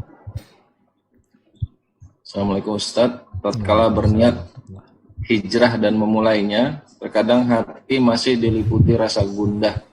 Bagaimana cara agar istiqomah? Apa yang harus tertancap di hati dan pikiran ketika gundah itu datang lagi Ustaz? Nah, barakallahu fikum. Yang perlu ditanyakan, kegundahan itu datangnya dari apa? Apa yang membuat gundah? Allah Azza wa Jalla memberikan jawaban-jawaban atas kegundahan manusia di ayat-ayat yang tadi kita baca. Di surat An-Nisa dari ayat 97 sampai ayat 100. Sampai Allah kasih jawaban. وَمَنْ يُهَاجِرْ فِي سَبِيلِ اللَّهِ. Barang siapa yang hijrah di jalan Allah, yajid fil ardi muraghaman katsiran wasa'. Yang berhijrah di jalan Allah, dia akan mendapatkan keluasan di muka bumi. Ada banyak tempat. Dan Allah akan kasih rizki. Tapi memang perlu perjuangan. Ceritanya sahabat-sahabat Nabi, emang mereka hijrah langsung senang. Mereka senangnya dalam urusan agama, tapi itu pun masih diuji lagi. Mereka bisa sholat berjamaah di Masjid Nabawi ketika itu, yang sebelumnya nggak pernah bisa sholat di Mekah berjamaah, karena Mekah dikuasain orang-orang musyrikin. Tapi sampai Madinah mereka mendapatkan itu. Tapi urusan ekonomi belum dapat mereka. Bayangin sebagian sahabat Nabi itu sholat cuma pakai sarung. Dan ketika ruku atau sujud dipegangin sarungnya. Karena kecil sarungnya. Takut tersingkap aurat mereka. Tapi itu tidak membuat mereka gundah. Karena mereka udah mantap. Aku ini menuju kepada Allah SWT. Maka perlu dilihat. Apa masalahnya? Kalau bicara masalah ekonomi, Allah janji. Tapi hijrah itu bukan menuju ke ekonomi yang nyaman, menuju ke yang lebih nyaman. Bukan pada hakikatnya. Hijrah kepada Allah SWT adalah dari yang dilarang sama Allah menuju yang diridai Allah SWT. Dan mantapkan hati. Kalau belum mantap, antum belum kenal sama Allah SWT. Antum belum kenal. Makanya sebagian orang ketika dipindah, ya, kita bicara mutasi pekerjaan. Ada orang yang dimutasi dari satu daerah yang dia merasa nyaman di daerah itu. Kemudian dimutasi ke tempat yang lain yang dia nggak punya gambaran tentang tempat itu. Karena dia tidak memiliki gambaran yang lengkap, dia gundah. Ya Allah, sudah enak di sini, udah banyak sohib, udah banyak kawan, nggak jauh dari tempat-tempat yang nyaman. Dia gundah akhirnya. Tapi ketika dia tahu di tempat itu ada sesuatu yang lebih baik dari di tempat ini, maka kegundahan itu akan hilang. Ketika antum hijrah menuju kepada Allah SWT, Allah tuh yang punya bumi ini. Allah tuh yang punya nyawa kita. Maka nasihat ana, kenalilah Allah lebih dalam lagi. Agar engkau semakin yakin. Kalau benar-benar engkau hijrah menuju kepada Allah SWT. Tapi kalau enggak, ya udah. Hijrahnya untuk wanita, hijrahnya untuk dunia, ya itu yang akan dia dapatkan. Hadza wallahu a'lam bishawab. Kalau Ustaz, yang berikutnya, Ustaz saya mau bertanya bagaimana sikap kita seharusnya menghadapi seorang ibu yang tidak pernah sepaham dengan kita, terutama dalam ilmu agama, sedangkan sudah berbagai cara dilakukan, tapi akhirnya perdebatan dan selalu diakhiri dengan prasangka kurang baik terhadap anaknya. Ustaz. Nah, barakallahu fikum. Ya jemaah, kalau bicara hijrah, bicara hidayah ya, kita ini nggak tahu hidayah itu turun ke siapa dahulu. Ada yang ibunya dapat hidayah, anaknya belum dapat hidayah. Ada yang sebaliknya, anaknya dapat hidayah, ibunya belum. Maka terjadilah proses bagaimana anak yang cinta kepada ibunya ingin mengajak ibunya menuju kepada jalan keridhaan Allah SWT. Mengajak ibunya hijrah juga nih. Tapi prosesnya kadangkala mendapatkan penentangan yang dahsyat dari ibu. Karena ibu merasa anaknya nggak tahu apa-apa. Inilah yang perlu antum jaga. Bahwasanya ibu yang ngerti. Ibu yang lebih paham. Sehingga ketika bicara sama ibu, antum perlu merendah diri. Ibu, afwan ibu, mungkin ilmu ana salah ibu. Bisa ibu koreksi. Yang kayak gini-gini gimana ibu? Merendah diri sama ibu kita. Jadi bukan kita berdebat sama ibu kita, tapi kita bagaimana ibu kita mendapatkan kebenaran dengan dia mengoreknya sendiri. Karena kadang-kala kau anak yang ngasih tahu nggak mau. Bapaknya Abu Bakar tuh kapan dapat hidayah? Bisa dilihat. 13 tahun di Mekah, yang masuk Islam Utsman bin Affan lewat tangannya Abu Bakar, Abdurrahman bin Auf, Zubair bin Awam, Sa'ad bin Abi Waqqas. Mereka masuk Islam. Bapaknya sendiri nggak masuk Islam. Selama Abu Bakar berada di kota Mekah. Kapan masuk Islam bapaknya? Ternyata bapaknya masuk Islam pada tahun ke-8 Hijriah. Pada waktu penaklukan kota Mekah. Jadi memang ternyata ada hal-hal lain yang membuat orang itu jadi masuk Islam. Selain kita berusaha, antum berusaha. Kalau bicara debat, ketika sudah debat nggak enak, antum minta maaf sama ibu. Ya ibu, mohon maaf ibu, aku mau belajar lagi ibu. Makasih banyak nasihatnya ibu. Aku mau belajar lagi. Sampaikan seperti itu. Dengan harapan sang ibu tahu anaknya memang sedang proses belajar. Ketika nanti ada yang perlu disampaikan, ibu kayak gini ibu. Kemudian anak juga harus tahu kondisi orang tuanya. Kapan berbicara sama ibunya. Caranya bagaimana. Kemudian tahapan-tahapannya mana dulu yang perlu disampaikan. Dan pada akhirnya doa menjadi kekuatan yang paling dihandalkan. Antum semua tahu bagaimana Abu Hurairah radhiyallahu anhu. Abu Hurairah nih, ibunya tuh dibawa dari kampung. Ibunya masih Nasrani. Masih non-muslim. Dibawa dari Daus. Bapaknya udah gak ada. Dibawa ke Madinah. Dan ibunya gak suka sama Abu Hurairah. Bahkan jangan Abu Hurairah, sama Nabi gak suka. Alaihi salatu wassalam. Sering tuh Nabi dicaci maki sama ibunya Abu Hurairah. Abu Hurairah terus sabar, dia terus berbakti sama ibunya. Sampai suatu hari dia gak kuat sudah. Karena ibunya keterlaluan sudah. Mencaci maki Nabi alaihi salatu wassalam. Dia datang kepada Nabi alaihi salatu wassalam. Dia mengatakan, ya Rasulullah, doakan, mintakan sama Allah hidayah buat ibunya Abu Hurairah. Nabi mengatakan, Allahumma hdi umma Abi Hurairah. Allahumma hdi umma Abi Hurairah. Subhanallah. Setelah itu Abu Hurairah pulang, ibunya masuk Islam. Maka tetap kita berbakti sama orang tua kita dan kuatin doa kita buat orang tua. Hadza wallahu a'lam bissawab. Ya kalau Ustaz, berikutnya ini ada 2 pertanyaan mungkin saya gabung, kurang lebih mirip tentang musik Ustaz.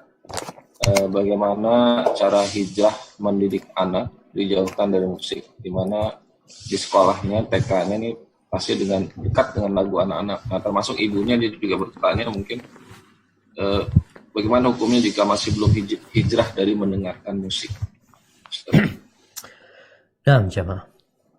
Kalau bicara hijrah, tadi kita udah sampaikan sabda Nabi SAW yang disebut orang hijrah itu, man hajara ma nahallahu anhu. Dia orang yang meninggalkan apa yang dilarang sama Allah SWT. Dan dalam riwayat lain dikatakan, man hajara su, yang meninggalkan keburukan. Kita lihatlah, hal-hal yang baik kita kerjakan. Yang buruk, yang gak bermanfaat kita tinggalin.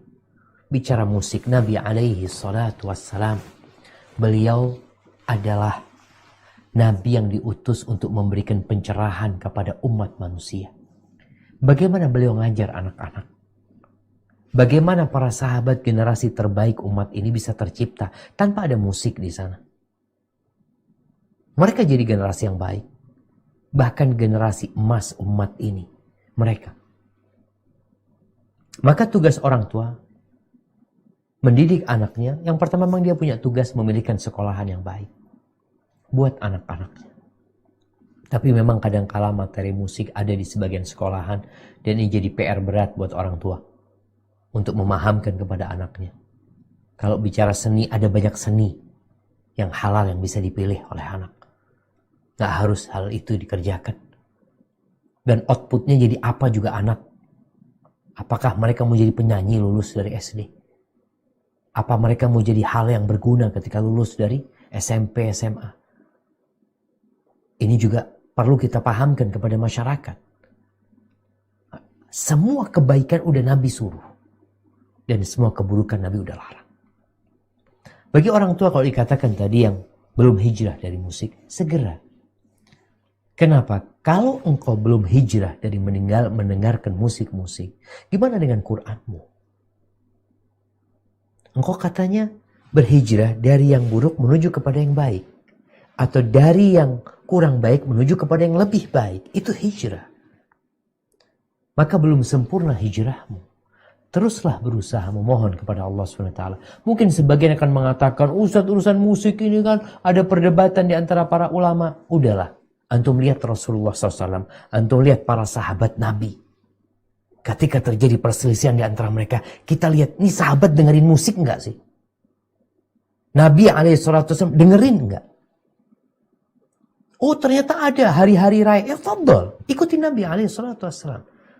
Nggak perlu memperpanjang perdebatan. Kita ingin mencerahkan umat. Kita ingin membawa negeri ini menjadi negeri yang lebih baik. Terkadang ada hal-hal yang diperdebatkan yang sejatinya kita kalau mau berakal, ya udah tinggalin lah supaya kita jadi lebih baik. Maka ana rasa orang yang hijrah salah satunya adalah ketika memang ada perbedaan pendapat. Yang satu mengatakan haram, yang satu mengatakan makruh, tinggalin. Engkau lebih selamat. Dan kita tahu bagaimana pendapat para ulama tentang hal itu. Hadza wallahu a'lam bissawab. Jazakallahu khairan Ustaz, mungkin ini diulang pertanyaan tapi nggak apa-apa. Bagaimana caranya supaya bisa istiqomah Ustaz dalam hijrah? Nah, iya jamaah, tadi kita udah bicarakan hijrah itu sampai mati. Sehingga harapan kita, apa yang Allah firmankan, wala tamutunna illa wa antum muslimun, kita dapat tuh. Karena ada orang yang hijrah tengah jalan balik dia. Apa penyebabnya? Dia suka noleh. Maka kalau ingin istiqomah jangan noleh. Ya udah, kayak kuda. Kuda itu dikasih kacamata supaya dia nggak noleh. Anda baru paham, subhanallah ya. Kuda itu ketika ada kuda perempuan di depan dia, dia itu jadi semangat jemaah untuk lari karena dia mengejar sesuatu. Ada nafsu. Nah, sekarang antum kalau ingin istiqomah harus ada sesuatu yang antum kejar. Antum ngejar apa? Ambisi antum itu apa? Yang katakan tadi jangan noleh. Tapi antum harus lurus. Antum sedang cari apa? Kalau ternyata yang antum cari itu perempuan, orang tuh istiqomah untuk dapatkan tuh perempuan. Untuk cari harta istiqomah sampai meninggalkan negerinya kita ngelihat. Ada orang-orang yang hijrah meninggalkan negerinya 30 tahun, 34 tahun. Antum ngapain lama banget di negeri itu? Oh, ana cari fulus, susah. Istiqomah dia 34 tahun kerja di negeri orang. Karena ada yang dia cari. Maka disinilah antum harus perbaiki niat antum, target yang antum hendak cari. Kemudian yang ketiga, ilmu yang terus digali. Dan sumber ilmu yang pertama adalah Al-Quranul Karim. Baca tuh Quran. Inna hadzal Qur'an yahdi lillati hiya aqwam. Quran ini memberikan petunjuk kepada jalan yang paling lurus. Sering ana sampaikan, ketika orang membaca Al-Qur'an Karim tanpa tahu maknanya, dia dapat pahala, dia dapat hadiah dari Allah Subhanahu wa taala. Tapi ketika antum membaca Al-Qur'an Karim sambil memahaminya, maka antum dapat dua. Yang pertama antum dapat hadiah, yang kedua antum dapat hidayah. Maka cari ilmu sumbernya Al-Quranul Karim. Kemudian yang ketiga, berpegang teguh dengan sunnah-sunnah Nabi SAW. Kenapa? Ketika orang berpegang teguh dengan sunnah-sunnah Nabi SAW, insya Allah jalannya itu nggak akan ke kanan, nggak akan ke kiri. Kenapa? Karena jalannya Nabi satu, ya inilah jalannya Nabi SAW. Kemudian yang keempat, berdoa. Mohon sama Allah SWT. Karena insya Allah ketika antum berdoa memohon kepada Allah SWT, Allah janji akan mengabulkan doa antum. Dan mungkin yang terakhir, perjalanan hijrah ini panjang. melelahkan. Ada banyak rintangan. Maka antum perlu bekal, antum perlu kawan, dan antum perlu pembimbing. Bekalnya tadi udah sampaikan, ilmu ya, belajar ya. Kemudian yang kedua, antum perlu kawan. Kawan yang sehati sama antum. Yang sama-sama mau hijrah. Yang saling mengingatkan.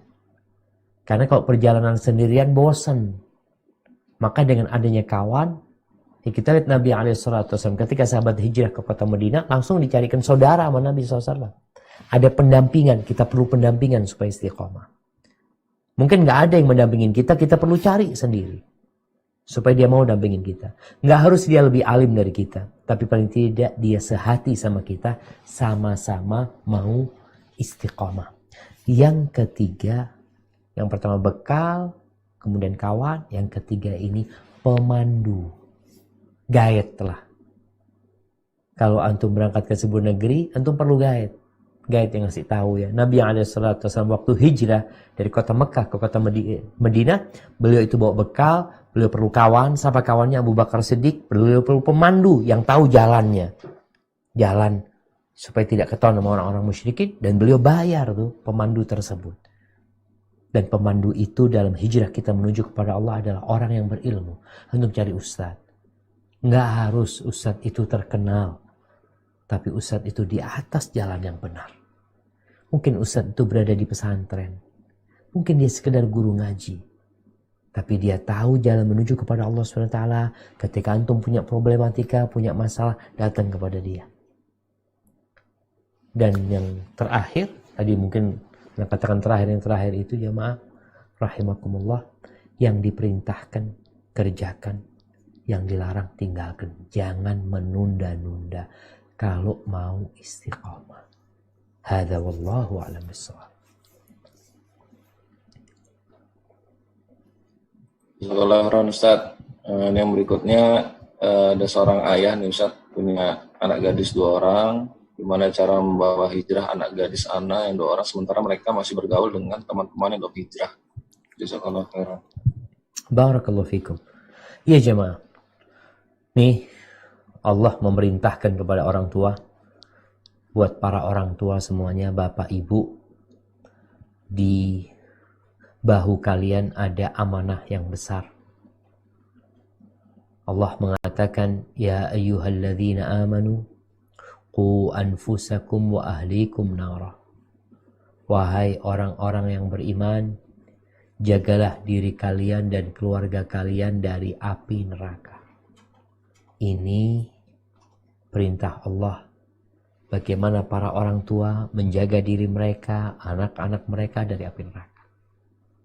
Sekarang bagaimana nih orang tua yang mau ajak anaknya hijrah? Sejatinya anak tuh ikut orang tuanya. Orang tuanya mutasi dari Jakarta ke Bekasi, berangkat tuh sama anak-anaknya. Kadang-kala dimutasi ke Banjarmasin, dibawa keluarganya. Tapi kadang-kala ada yang gak mau ikut. Keluarganya maksa, tetap gak kita di Jakarta, ayah mau ke Banjarmasin lah. Ada yang seperti itu. Sekarang bagaimana ayah ini memberikan pemahaman kepada anaknya, kita harus berangkat ke Banjarmasin. Itu tugas orang tua. Ada kesalahan dari orang tua. Apa kesalahan orang tua? Dia ternyata gak pernah ngajarin yang benar sama anaknya dulu. Karena dia belum hijrah. Dulu dia sama anaknya.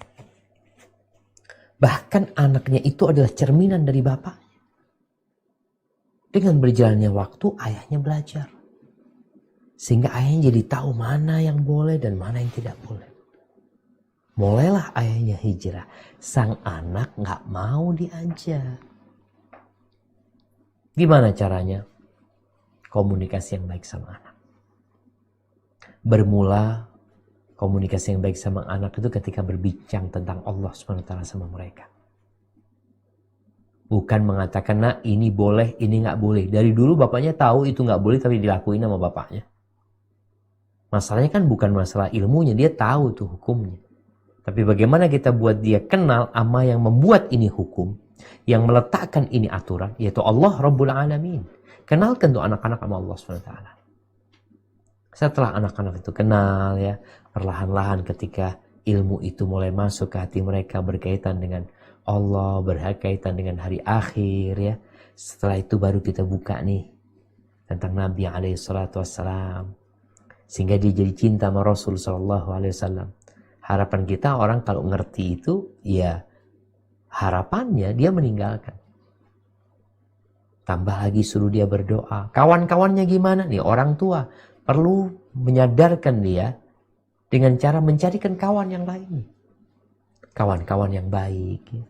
Subhanallah, pengaruh kawan ini sangat besar sekali. Dia mungkin mengatakan, aku gak punya kawan kecuali mereka. Ya, orang tua carikan kawan buat dia. Undang anak kawannya. Bapak nih, oh ini itu anak cewek itu. Dia punya kawan, punya anak cewek yang alhamdulillah udah ngaji ini. Itu undang ke rumah ya. Supaya ada sentuhan-sentuhan dengan kawan yang mengajak kepada kebaikan. Insya Allah dengan cara seperti ini semua harapan dan usaha Allah yang menentukan. Jangan berhenti berdoa memohon kepada Allah Subhanahu wa taala. Barakallahu fikum. Kalau Heron Ustaz, ini masih ada Ustaz yang agak panjang, mungkin saya persingkat pertanyaannya. Dia baru saja hijrah, lalu dia ingin sekali mengajak teman-temannya, ingin sampai ke surga dengan mereka dan ingin sama-sama berjuang untuk akhirat. Bagaimana cara memberitahu yang baik agar kita sabar dan tidak memaksa, sedangkan ingin beramal ma'ruf nahi munkar? Ya Ustaz. Nah, barakallahu fikum. Ya jemaah. Ini teman-teman yang baru hijrah. Ilmu itu, kata Ibn Jama'ah, ada 3 jengkal. Yang masuk ke jengkal pertama biasanya jadi sombong. Jadi sok tahu. Sok alim. Ketika dia pindah ke level yang selanjutnya, dia jadi tawadhu, rendah diri. Ketika dia masuk ke level yang ketiga, dia jadi faham. Kalau ternyata dia nggak tahu apa-apa. Itu ilmu. Maka buat kawan-kawan yang hijrah, tolong jaga diri. Antum perlu mengkaji tentang bagaimana mendakwain kawan-kawan antum. Yang pertama, dakwain mereka dengan akhlak antum. Buktikan kepada mereka bahwa apa yang antum pelajari, apa yang antum kaji, itu indah. Indah dan berdampak positif buat diri antum, buat keluarga antum dan masyarakat. Jadi masyarakat itu merasakan fulan ini sejak hijrah jadi orang baik. Ini yang pertama. Yang kedua, antum lihat kawan-kawan antum. Kawan kita itu nggak semuanya dekat sama kita. Maka lihatlah yang paling dekat sama antum. Antum perlu pandai-pandai membaca siapa nih yang perlu kita kasih tahu. Dengan harapannya dia menjadi corong antum untuk dakwah selanjutnya. Antum nggak sendirian. Seperti Nabi SAW, Abu Bakar masuk Islam, besoknya Abu Bakar bawa orang banyak. Antum perlu cari kawan yang seperti itu. Kemudian yang ketiga, perlu adanya adab dan etika. Ketika yang antum ajak bicara, ya mungkin anaknya orang yang terhormat, yang itu anaknya orang biasa. Kita bukan membeda-bedakan, tapi cara masuknya itu memang seperti itu. Yang keempat, doakan mereka. Antum ketika di malam hari, sebutkan nama fulan ya. Bahkan mungkin gurunya yang sangat membenci dirinya. Dia minta sama Allah, ya Allah fulan, ya Allah mudah-mudahan kasih hidayah. Sebutkan nama kawan-kawan antum yang ingin dia dapat hidayah. Karena sejatinya antum gak bisa maksa mereka. Tapi keinginan mereka dapat hidayah, itu perlu diperkuat.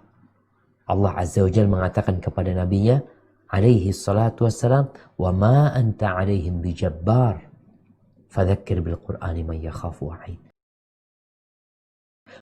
Kok gak bisa maksa mereka, gak bisa. Maka tadi caranya dengan cara berdoa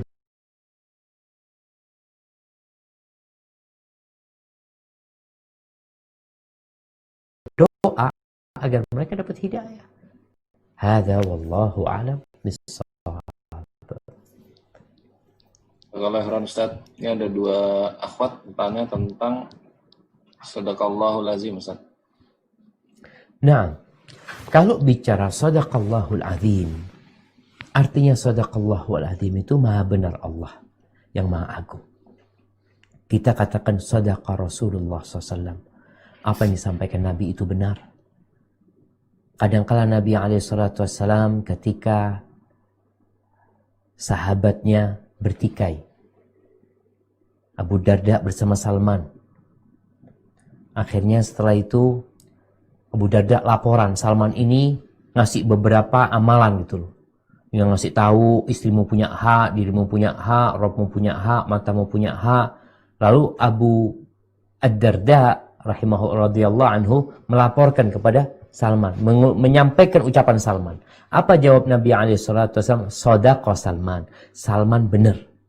Jadi apa yang diucapkan benar. Itu artinya sadaqallah. Itu Allah. Kalau sadaqa Rasulullah, Nabi benar. Adapun orang kita katakan sadaqa fulan. Fulan ngomong kayak gini, benar, sadaq fulan. Ucapan ini baik. Dan diucapkan ketika memang diperlukan. Namun apakah setelah membaca Al-Quranul Karim, Nabi itu setelah baca Quranul Karim, apakah beliau selalu membaca sadaqallahul azim? Bacakan satu ayat, beliau mengatakan sadaqallahul azim. Maka dipelajarin, dilihat. Kalau ternyata Nabi SAW tidak mengatakan hal itu, tatkala beliau menyampaikan Allah berfirman, ketika beliau ngaji, kita tahu apalagi Nabi SAW, kerjaan Nabi SAW ketika berdakwah itu ngapain? Yatlu alaihim ayati. Nabi membacakan ayat-ayat Allah SWT. Sepanjang yang Anda tahu, Nabi tidak menutupnya dengan sadaqallahul azim. Tapi kalau sekali-kali kita membaca Quran, ya Allah benar nih apa yang Allah sampaikan. Benar. Semuanya benar. Tapi kondisi-kondisi tertentu kita semakin yakin, ya Allah ya. Ternyata kejadian beneran apa yang disampaikan Allah SWT. Jadi kalau kita mengucapkan itu untuk menguatkan, maka nggak ada masalah. Tapi tidak menjadi penutup. Sehingga yang ditakutkan, kalau ada orang baca Quran, nggak ditutup sama sadaqallahul azim, oh ini kok tidak menghormatin Quran. Sesuatu yang sebenarnya tidak diajarkan Nabi SAW, akhirnya dijadikan sebuah patokan kebenaran. Jadi ingat, para ulama menjelaskan, ucapan sadaqallahul azim itu baik, tapi kalau dilazimkan setiap membaca Al-Quran, harus membaca sadaqallahul azim, sehingga itu yang bermasalah. Tapi ketika antum baca Quran, kemudian antum melihat artinya, ya Allah, sadaqallahul azim, sadaqallahul azim. Oh, benar ini yang apa yang Allah sampaikan. Itu nggak masalah. Hada wallahu a'lam bissawab. Jazakallahu Ustaz. Ini satu akhwat nanya, ada 2 pertanyaan nih kayaknya Ustaz. Jika suami melakukan kemaksiatan dan istri sudah menasihati, tapi tetap dilakukan, apakah dosa tersebut mempengaruhi kehidupan keluarganya? Dan yang kedua mungkin, dan jika kalau tidak berhubungan, dan jika bunga riba diberikan ke anak yatim piatu, apakah diperbolehkan? Barakallahu fikum. Iya jemaah. Ini 2 pertanyaan berarti ya. Pertanyaan yang pertama berkaitan dengan istri yang melihat suaminya berbuat dosa dan dia sudah melarang, tapi suaminya tetap ngerjain. Apakah akan berdampak kepada kehidupan mereka? Nah, dosanya, memang istri udah gak punya dosa dengan dia menegur suami ngasih tahu, tapi suami tetap berbuat dosa. Dampaknya mereka bisa dipisahkan. Dampak dosa itu bisa berpengaruh kepada ekonomi, kepada keharmonisan, kepada anak-anak. Karena Allah telah mengatakan, laisa bi amanikum wala amani ahlil kitab. Man ya'mal su'an yujza bihi. Siapa melakukan dosa, pasti Allah balas. Istri nggak melakukan dosa, karena dia udah negur suaminya. Kita ketika melihat kemungkaran, tugas kita menegurnya. Perkara dia kerja nggak kerja, urusan dia sama Allah SWT. Tapi tetap pengaruh dosa itu kadang-kala membuat kehidupan nggak harmonis. Kenapa? Istri mau ke surga, suami mau ke neraka. Gimana mau bareng? Nggak mungkin. Sampai kata Nabi SAW, ma tahabbathnani thumma furriqa bainahuma illa bidhanbin ahdathahu ahaduhuma. Tidaklah 2 orang yang saling mencintai, kemudian dipisahkan, cinta itu berubah jadi permusuhan, melainkan karena dosa yang dikerjakan oleh salah satu dari keduanya. Maka ini menjadi catatan, istri jangan meremehkan dosa suami. Artinya ketika dia udah kasih tahu, bukan berarti udah lepas ya, enggak. Kita tetap berusaha jangan sampai istri nggak ingin pisah sama suaminya. Kecuali dia melihat kayaknya udah nggak bisa, Ustaz. Ya udahlah kita pisah. Beda lagi. Hadza wallahu a'lam bishawab. Adapun berkaitan dengan dana riba, jamaah. Yang pertama kita tahu riba itu dosa. Allah Azza wa Jalla melaknat yang meminjamkan uang, yang pinjam uang, yang jadi saksinya, yang jadi penulisnya itu dilaknat. Mereka sama dosanya.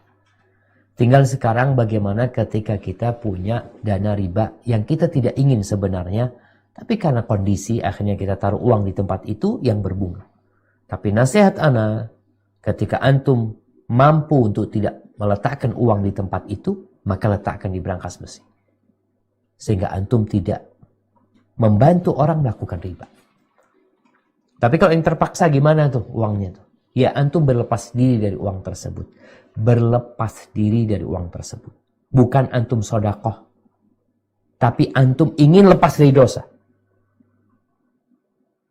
Terus kita ingin lepas dari dosa, diberikan kepada siapa? Disinilah terjadi perselisihan di antara para ulama. Ada yang mengatakan, udah lepas apa aja kasihin udah. Yang penting, buat antum haram, buat mereka halal. Karena mereka menerimanya sebagai pemberian. Mau dikasihkan kepada fakir miskin, anak yatim umpamanya. Karena buat mereka bukan riba itu. Buat antum riba. Dan antum hendak membuang uang ini. Dibuang ke mereka. Ada yang lainnya mengatakan untuk maslahat umum. Dan itu mungkin lebih aman. Untuk maslahat umum ya. Kita berikan untuk membangun fasilitas umum. Toilet, ya, jalan atau apalah. Tapi sejatinya ingat ketika antum mengeluarkan uang itu, antum bukan sodakoh. Antum jangan, oh anak bantu fakir miskin. Antum sedang membersihkan diri dari dosa. Dan kalau antum mau cari pahala, kasih dia yang halal. Allah itu maha baik dan Allah tidak menerima kecuali yang baik.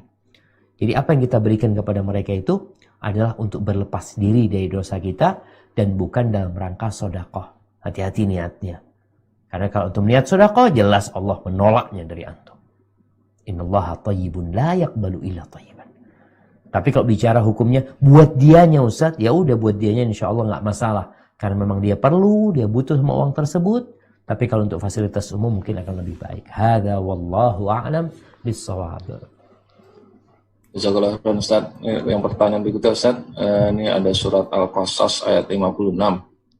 Artinya sungguh engkau Muhammad tidak dapat memberi petunjuk pada orang yang kau kasihi. Tapi Allah memberi petunjuk kepada orang yang dia kehendaki. Dan dia lebih mengetahui orang yang mau menerima petunjuk. Gimana pertanyaannya? Bagaimana caranya Ustaz ketika datang agar kita istiqomah? Gimana pertanyaannya? Ini datang apa nih kurang jelas Ustaz. Mungkin dia memberi petunjuk pada orang mungkin yang dia kasih, tapi orang itu mungkin tidak. Nah, jamaah. Ikut apa? Baik, di surah Al-Qasas tadi Allah Azza wa Jalla memberikan arahan kepada Nabi Muhammad SAW secara khusus dan kepada umatnya secara umum. Bagaimana paman Nabi yang Nabi cinta sama pamannya. Ya paman yang bantu, yang nolong. Orang mau tidak mau respect sama dia. Tapi ternyata pamannya nggak masuk Islam. Allah mengatakan innaka la tahdi man ahbabta. Engkau tidak akan dapat memberikan hidayah kepada orang yang kau cintai. Ini hidayah apa? Maksudnya hidayah itu taufik. Hidayah mengajak dia untuk jadi benar. Tapi kalau sekedar menyampaikan ini boleh, ini nggak boleh, bisa. Nabi memang mengajarkan itu. Tapi Allah yang memberikan taufik kepada orang yang Allah kehendaki. Wa huwa a'lamu bil muhtadin. Di sini ada catatan penting. Allah tuh lebih tahu siapa yang pantas mendapatkan hidayah. Allah lebih tahu. Kenapa? Karena muncul generasi yang selanjutnya dari orang-orang yang mulai mengotak-atik sejarah. Dia mengatakan, kenapa Abu Thalib nggak dapat hidayah? Kenapa Abu Sufyan dapat hidayah? Kenapa Khalid bin Walid dapat hidayah padahal dia pernah memerangi Nabi SAW? Kenapa Wahsy yang membunuh Hamzah dapat hidayah? Kenapa Abu Thalib nggak dapat hidayah? Hidayah ini bukan kita yang bagi-bagi. Maka Allah sebutkan wa huwa a'lamu bil muhtadin, dan dia maha tahu dengan siapa yang pantas mendapatkan hidayah. Maka sekarang kita perlu tunjukkan sama Allah, kita tuh pantas nggak dapat hidayah. Antum di hatinya ada kebaikan nggak? Ada keinginan berubah nggak? Paling nggak itu yang muncul dari diri kita. Karena ada orang-orang ketika kita ajak ke masjid, oh Ustaz belum dapat hidayah Ustaz. Memang nggak ada keinginan untuk berubah dia. Tapi orang-orang yang punya keinginan untuk jadi lebih baik, insya Allah, Allah tuh lebih tahu mana yang pantas mendapatkan hidayah. Jadi ketika Allah berbagi hidayah tuh, itu berdasarkan ilmunya. Kita kadang-kala kan melihat kepada dohirnya aja, penampilan kayaknya fulan ini pantas dapat hidayah. Tapi kenapa kok nggak dapat hidayah? Allah yang lebih tahu. Kalau bicara bagaimana amal saudara-saudara kita yang kita ajak supaya mereka istiqomah, ya, mereka mau ikut. Tadi kita udah sampaikan beberapa triknya. Salah satunya mendoakan dia, menunjukkan kebaikan kepada dia. Dengan cara itu semoga hatinya terbuka. Hadza wallahu a'lam bissawab. Kalau Ustaz, berikutnya Ustaz, ini ada pertanyaan. Beliau ini meninggalkan hijrah dari bisnis musik tahun 2019. Pertanyaannya, bagaimana harta dan aset seperti rumah, mobil, perhiasan, dan lain-lain dari hasil menjual alat musik tersebut, apakah bisa dipergunakan? Barakallahu fikum. Orang yang bertobat jamaah dari masa lalu yang kelam, maka hasil kerja dia selama ini halal buat dia. At-taubatu tajubu ma qablah. Tobat itu menghapuskan dari yang telah berlalu. Kecuali itu hartanya orang, baru dibalikin. Dia ngerampok tuh di rumahnya masih ada motornya orang. Cara tobatnya balikin motornya. Tapi kalau enggak, ini semua dia dengan cara legal dia mendapatkannya. Tapi cara tersebut dilakukan dengan saling riba, namun Allah mengharamkannya. Ketika dia telah bertobat, maka selesai. Para sahabat Nabi, orang Yahudi yang masuk Islam, orang Yahudi itu melakukan riba, melakukan transaksi macam-macam lah dia. Jualan khomer ya. Ketika mereka masuk Islam, maka selesai. Tidak disuruh uangnya suruh habisin, enggak. Begitu pula ketika engkau bertobat kepada Allah Subhanahu wa taala, maka insyaallah hartamu itu jadi halal buat engkau, tapi ujian Allah akan datang kepadamu untuk menguji kebenaran hijrah. Berapa banyak orang yang akhirnya dibersihin sama Allah, tak punya apa-apa. Allah mengatakan ahasiban nas an yutraku an yaqulu amanna wa hum la yuftanun. Apakah manusia mengira dengan mereka mengatakan kami beriman, kemudian mereka tidak akan diuji? Kebenaran hijrahmu akan diuji sama Allah Subhanahu wa taala. Hadza wallahu a'lam bissawab. Mungkin kita masuk ke pertanyaan terakhir nih. Terakhir Ustaz ya? Siap. Harus dipilih Mas. Berdasarkan ini nih, jam kayaknya lebih adil Ustaz ya. Masih banyak soalnya. Ustaz, ini yang terakhir nih 10.26 pertanyaannya. Istiqomah, bagaimana agar istiqomah dalam hijrah ke manhaj salaf? Namun ortu masih menganggap aneh, jadi dia dianggap aneh oleh orang tuanya. Ya aneh lah, antum nggak sama mereka. Kita kalau bicara aneh, orang yang meninggalkan tradisi itu akan aneh. Tradisi ini kalau kita ngelihat ya, budaya.